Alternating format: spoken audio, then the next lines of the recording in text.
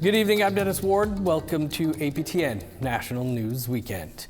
U.S. President Donald Trump backed down on Wednesday on his threat to use force to annex Greenland. He said a plan had been worked out for the U.S. to have permanent access to the territory, but details have been scarce, other than that talks will continue. The territory's Prime Minister spoke to reporters in Nuuk, Greenland, and APTN News video journalist Angel Moore was there. At the Nuuk Cultural Centre, Greenland's Prime Minister, Jan Frederik Nielsen, spoke about Trump's plans. He said there is a high-level working group to find a solution using respectful, democratic dialogue to protect the Arctic. And although he is not aware of the details, he said minerals were not discussed and that Greenland and Denmark's sovereignty is a red line that cannot be crossed. First of all, nobody else than Greenland and the Kingdom of Denmark have the mandate to make deals or agreements about Greenland and the Kingdom of Denmark without us. That's not going to happen. The Inuit located in northern Labrador have historical ties with Greenland. Earlier today, President Lamp of the Nunavut government said in an email statement, "The people of Greenland, many of whom are Inuit, have the right to choose their own destiny. The Nunavut government stands firmly in solidarity with our Inuit brothers and sisters in Greenland in defending their sovereignty and self-determinations." A reporter asked Nielsen if he could believe Trump would not use force to take the territory. This is, as I said, this is about world order. This is about international law. This is about respecting territorial integrity. I believe that the world will not take that turn so drastically. I have to believe that, and I believe the Western Alliance, in a good partnership, can grow to be better. Meanwhile, Greenlanders' lives go on as normal, and I will be speaking to local Inuit just about that. Angel Moore, APTN National News, Nuuk, Greenland. It's been 2 weeks since an immigration and customs enforcement agent fatally shot Renee Good in Minneapolis, Minnesota. Protests have broken out there since her death. At the same time, ICE officers have continued detaining residents in Minneapolis. As our reporter Savannah Craig shares, Native Americans are also getting stopped and detained by ICE agents. Charge! For what? What's the charge? What's she arrested for? What the is the charge? Get out of the road. You need to get out of the road. The man yelling in the video is trying to help his friend, a Native American woman being arrested by immigrations and customs enforcement agents, better known as ICE. Where's your dog? Where's your dog at? Last Wednesday, Sophie Wetzel was arrested and detained by ICE in Minnesota. My cousin had been taken by ICE. It's absurd that Indigenous people are being detained by ICE, which there's not one person who's more citizen than an Indigenous person on Turtle Island. Xavier Wetzel is an Abenaki actor and influencer based in Quebec. Their cousin Sophie is Abenaki and Dakota living in Minneapolis. After her arrest, Xavier took to social media to call for action. Du centre de détention où est-ce qu'elle est. Mais l'affaire, c'est que ICE kidnappe n'importe qui, tellement de monde. Xavier says Sophie was released a few days later. Let him scan your face. Why'd you hit him? No! Just a day before the killing of Renee Good by an ICE agent, 20-year-old Jose Roberto Beto Ramirez was arrested and detained by ICE in Minneapolis. He is a U.S. citizen and Ojibwe from Red Lake Nation. The detention of Native Americans goes beyond Minneapolis. Everybody in here U.S. citizen? We're first ones. We're Native American. We're the first ones. This video posted online in June of last year shows ICE stopping Thonoi Thumb Native Americans in Arizona. Journalist Mark Trahant says Indigenous people are being racially profiled alongside other nationalities. They do not have the right to ask you for identification. They keep trying, but legally, I mean, that goes back to the whole Nazi era of your papers, please. And you do not have to carry papers in the United States. You do if you're a green card holder. According to the Migration Policy Institute, ICE detentions have almost doubled under the Trump administration. As of January 7, 2026, ICE's daily detention average has increased to 70,000 from 39,000 when Trump returned to office.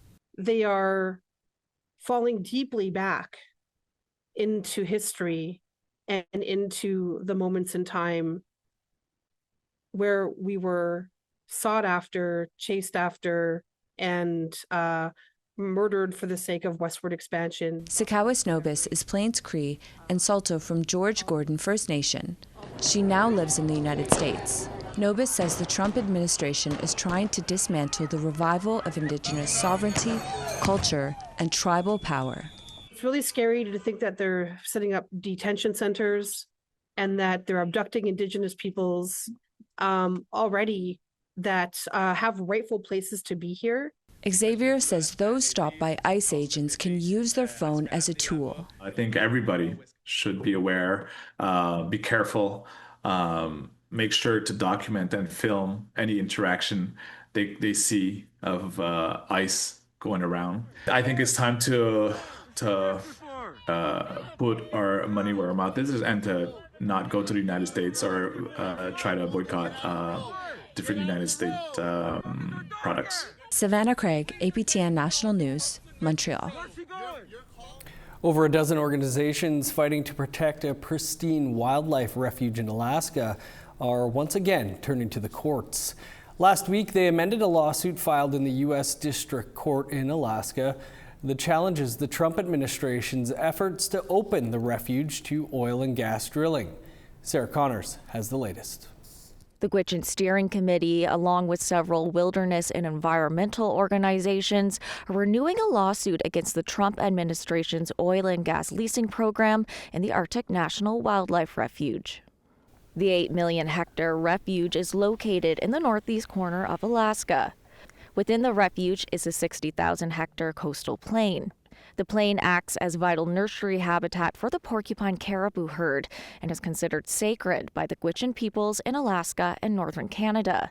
In 2020, organizations fighting to protect the refuge from industrial development launched a lawsuit against the Trump administration. They allege the administration violated multiple laws when it finalized a drilling program for the entire coastal plain, though 2 subsequent lease sales attracted almost no interest from industry. The organizations paused the lawsuit during the Biden administration while its agencies attempted to reverse Trump's policies.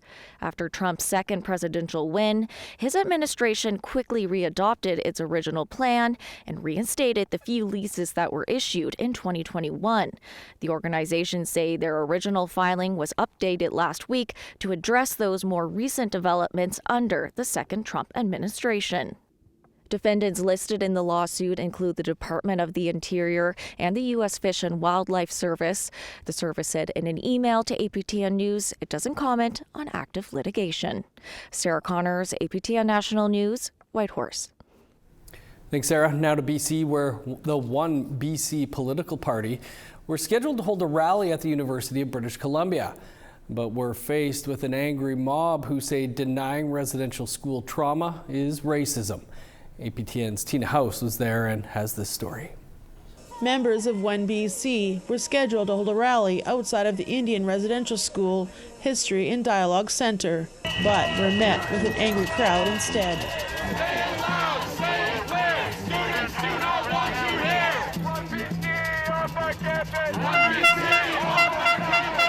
We managed to get through the crowd to ask Frances Whittleson, who's a member of One BC, a few questions. Frances, what brings you here to UBC today? I'm here to restore UBC to an academic institution, which it is not right now. It is a propaganda outlet for indigenization activists. So you're saying all those residential school survivors are lying? No, I'm not. I don't think residential school survivors are lying. I think they're misremembering. The crowd then surrounded Whittleson, and one woman holding her child seemingly used the fact that she was holding a child to protect Whittleson from the anti-protesters who are demanding that One BC and their supporters leave. David Robinson was here with his mom to stand against racism. Children should never be used as a tool to defend the hatred. You know, children are beautiful.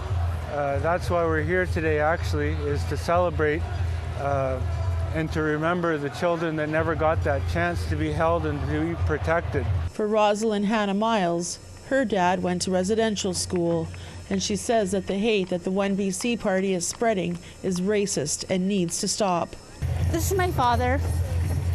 He went by Buddy, and he went to St. George's and he was harmed, like all the other people there who did their best to try to survive. But a lot of our people did not survive. I've heard many stories where people were killed. Where I'm from, there are, sadly to say, burial sites. We caught up with 1BC party leader Dallas Brody. The situation is that if your parents do die, you can't bury them in your backyard. You're not allowed to do that in Canada. And what do you say? Our interview was then cut short because an angry mob surrounded her. Just moments ago, members of the 1BC party, including Dallas Brody and Frances Widdowson, were escorted off of campus. Except in Frances Widdowson's case, RCMP physically carried her out and put her into a police cruiser. UBC RCMP have confirmed she is in custody, but no other information was given about what she is charged with. As you can see behind me, over 1,000 people have gathered to say that denying residential school ever happened is racism and is not acceptable. Tina House, APTN National News, Vancouver.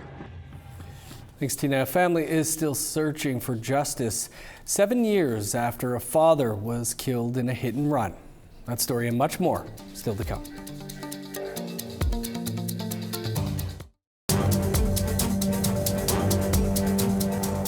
Welcome back. It's been 7 years since a 34-year-old single dad of 3 boys was killed in a hit-and-run accident in Vancouver, and the family are still trying to get justice in his case. Tina House has more. It's been 7 years since Susette Amaya last saw her brother Donnell Auger alive. Wow. I can't even believe that. I'll never come here. It's just too painful. I miss Donnell so much. I miss you, bro.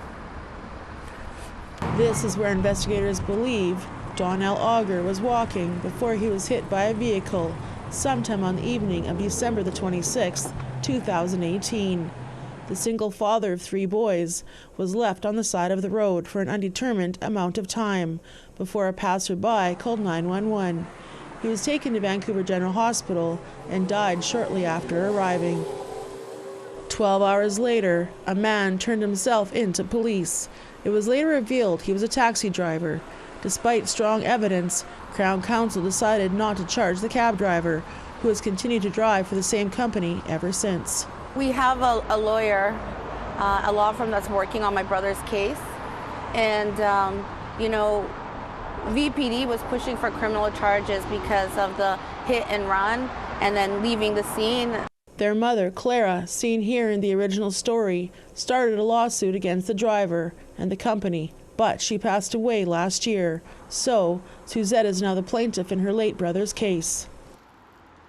We just need some explanation as to why the driver, was negligent at a crosswalk, well lit. My brother was wearing a white jacket. He had fluorescent shoes on, The whole case just screams injustice. And so, we're hoping that justice will be served. However, Amaya says it's been a challenging time to get justice.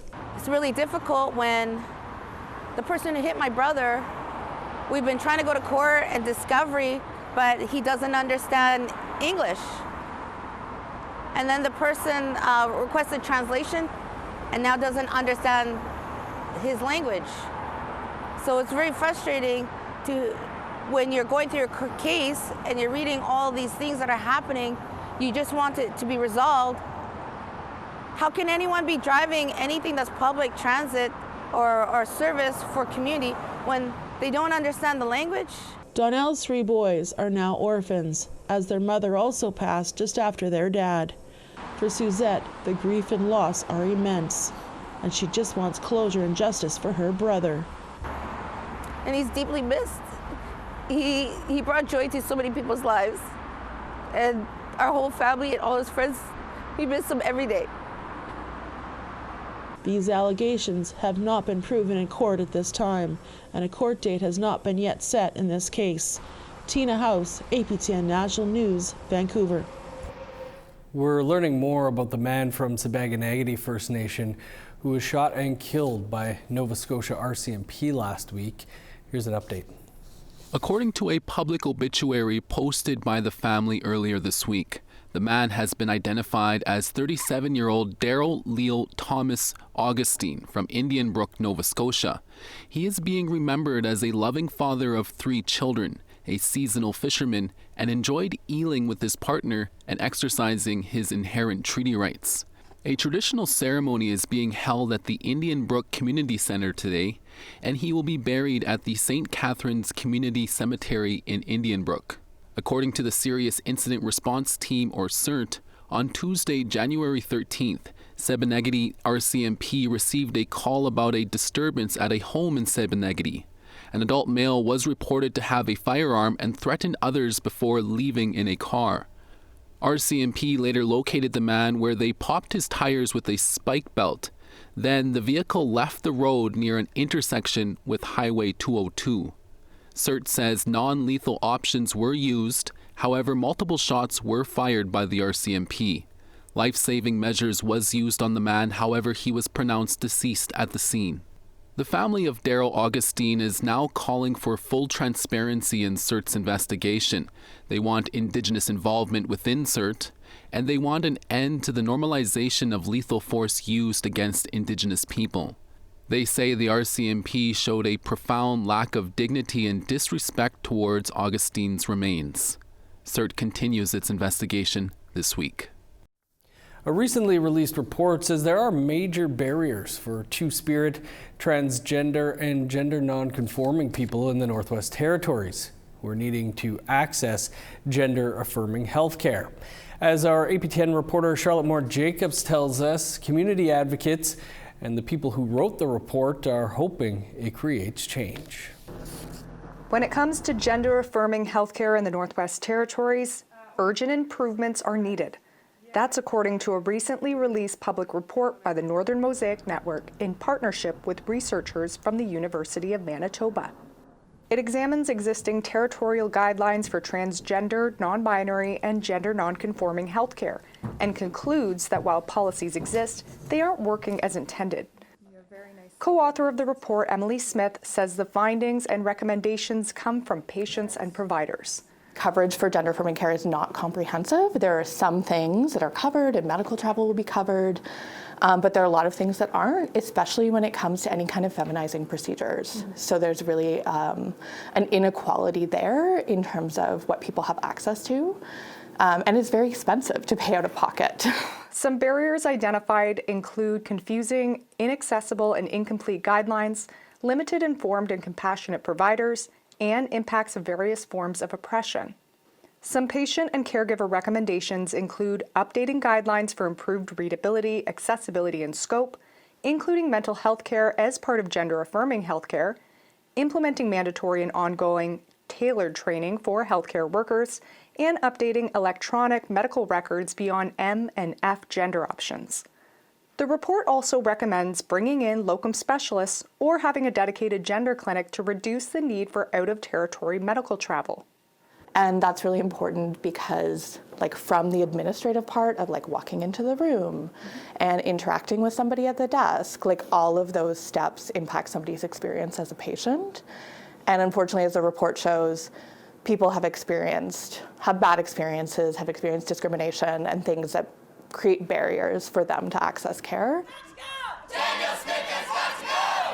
The report echoes the deep concerns Northerners have vocalized about the rise of anti-transgender hate in Alberta, the threat to gender-affirming care, and the NWT's reliance on that province for NWT patient needs. Like, we weren't able to talk to youth because obviously, like, working with youth as a part of research has a different level of ethics procedures, and especially for our first project, that just wasn't something that we could do. But I think it's really important to talk to youth because they are being uniquely impacted, especially with what's happening in Alberta. So part of that is making sure that the GNWT is also talking to people, talking to patients, this is like a starting point, but this is not the be-all and end-all of hearing directly from people. The full report can be found on the Northern Mosaic Network's website. Charlotte Mort-Jacobs, APTN National News, Yellowknife. The head physician of a health and wellness center that represents 23 First Nations in northern Manitoba has died. And as T.R. Wheatley explains, the news of Dr. Barry Lavallee's passing comes as a big shock. The news of Dr. Barry Lavallee's death came early Tuesday afternoon from the Kiiwetinoong Ininu Minoeawen, or Kim, where he was the chief executive officer. A brief statement on Kim's website and social media said only that Lavallee passed away unexpectedly and that further updates were forthcoming when deemed appropriate by his family. The statement said, in part, his powerful voice commanded attention. He spoke up for those who could not and left an impact that will be remembered. He was a fearless advocate for those who faced injustice and harm, and he fought tirelessly for First Nations people. Lavallee is from the St. Laurent Métis community and has ties to the Saulteaux communities of Duck Bay and Lake Manitoba. In 2022, he was awarded the Medal of Excellence from Doctors Manitoba for his years of advocacy and for his work helping Indigenous communities during the COVID pandemic. On another note, Dr. Lavallee was accused of anti-Semitism from the B'nai B'rith for some of his comments on the war in Gaza. However, Lavallee was also recognized by many Indigenous organizations during the pandemic, including the Manitoba Kiiwetinoong Ugamaaganak organization, who are also sending condolences on the loss of Lavallee. In a statement, MKO Grand Chief Garrison Settee said, during the COVID crisis, Dr. Lavallee guided our nations with a steady hand without fear, ensuring citizens from Northern First Nations had priority to vaccinations. He reminded us of what true service looks like, and we will carry his teachings forward. As news of his passing continues, condolences are pouring in from all over Canada and the world. T.R. Wheatley, APTN National News, Winnipeg. Buffy Sainte-Marie is having another one of her honors revoked. Details coming up after the break.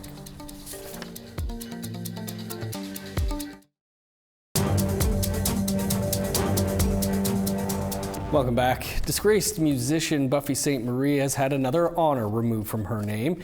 This comes 2 years after her identity came under scrutiny by the CBC. At the time, Sainte-Marie said in a public statement she never lied about her identity. Dalhousie University in Halifax revoked the honorary Doctor of Laws degree they bestowed on Sainte-Marie in 2018. They made the announcement last month. According to Sainte-Marie's website, she holds honorary degrees from 14 other North American universities. CBC's Fifth Estate brought Sainte-Marie's Cree identity into question in 2023 after her U.S. birth certificate was revealed and family members claimed she was Italian. Since then, Sainte-Marie has returned 5 Juno Awards, 2 Polaris Music Prizes, and her Order of Canada. APTN News has reached out to Dalhousie University for comment, but we have not heard back. And that is all the time we have for your APTN National News for this weekend. I'm Dennis Ward. Marcy Miigwech, thanks for being with us. Enjoy the rest of your weekend.